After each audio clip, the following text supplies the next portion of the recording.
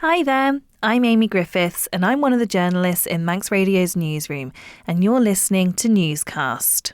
It's Juan Watterson, member of the House of Keys for Rushen and sometime also chairman of the Public Accounts Committee. 4 of the departments might be expecting to overspend, but actually 8 out of the 12 bodies that are reported in the report are actually reporting overspending on supplies and services budgets. So, that's where a lot of the money is going, and that's a massive cause for concern at this stage in the year. And bear in mind that these are only 1 quarter in. Some of the reasons that have been given for some of the department's overspends are things that were described by Treasury themselves as expected. So why do you think we're in this position if we knew that these were coming anyway? Well, this does sort of go back to the old debate about whether some things are overspending or whether they're underfunded.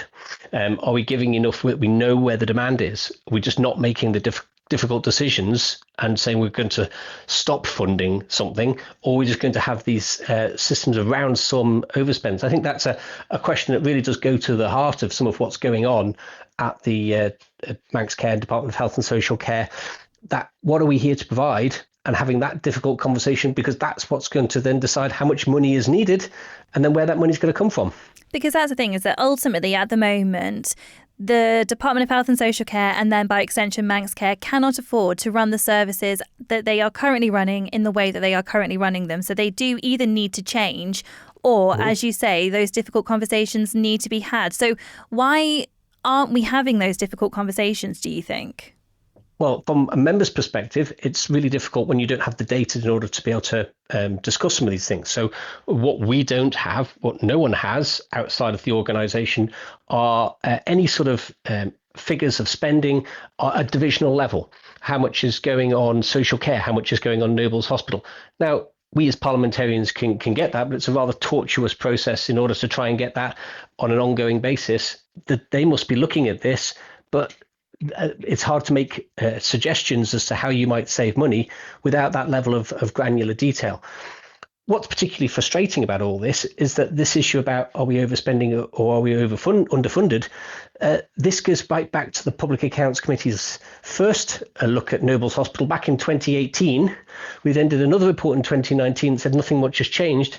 And here we are in 2025 going to be looking at it again. And the figures certainly for this year show that we're still on a very slippery slope. And, Treasury has basically put its hands up and said, 10 million of its contingency budget has already been allocated to Manx Care for this year. So that must be already looking down the barrel of a £10 million overspend.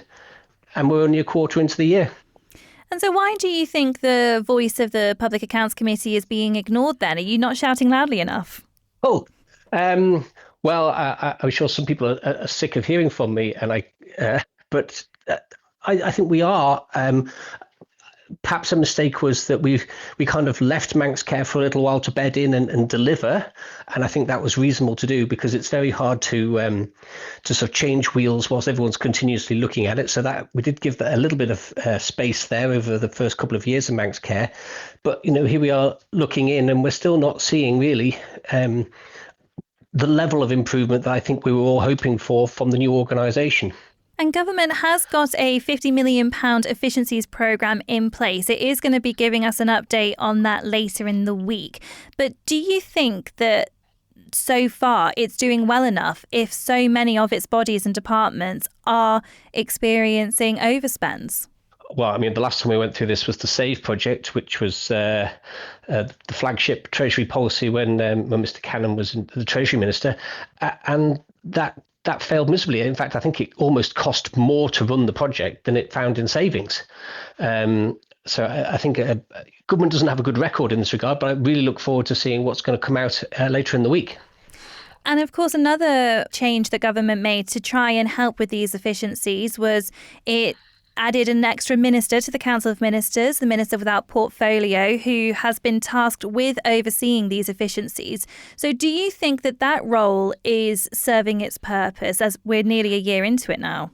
Well, again, we'll look forward to that first update coming up on Wednesday. I have to say I'm somewhat sceptical about that. I think Treasury has the expertise and resources to run a project like that. So I'm not sure if the expertise isn't coming from Treasury where it is coming from. I am a bit sceptical about this. I don't know if the additional minister there for that purpose is going to provide any much additional resource in order to make it happen. So I think it'll be the same officers. And whilst Mr. Crookall's an experienced politician, I'm not sure exactly what that's going to add in terms of the financial scrutiny of government's accounts. So going forward then, what do you think the solution is? We've spoken many times in the past about your hopes for a budget reform. Is that, do you think, the only way that we can start to rectify some of these issues? Well, I certainly think that far more transparency and far more public information that's already being produced about government's financial state in a bit more detail will help people see where, even in areas where they are working in government, where some of the money there is going, and they might be able to then be more empowered to come forward with ideas and suggestions as well. I think we constantly hear this line about, you can't turn around a super tanker quickly. The problem that we've had for years now, and the real issue that needs to be addressed here, is that, yes, you don't turn around a supertanker quickly, but if you are going to turn around a supertanker, you need to have some people on the bridge and not just everyone fighting the fires below decks. And that seems to be what's happening time and time and time again. We still don't have information about capital projects and how much is being spent on those on a project by project basis. That was promised a couple of years ago. We still haven't seen that. That's not been put into the management accounts. There's lots of detail that needs to be more public and more published. Departments are getting it, but the public and the Public Accounts Committee and members of Tynwald aren't. And I think it would be far better if we all were able to sort of see what departments were getting in order to be able to properly scrutinise where this massive amount of money that government's collecting is being spent. Thank you for making it to the end of the Manx Radio newscast. You are obviously someone with exquisite taste. May I politely suggest you might want to subscribe to this and a wide range of Manx Radio podcasts at your favourite podcast provider, so our best bits will magically appear on your smartphone. Thank you.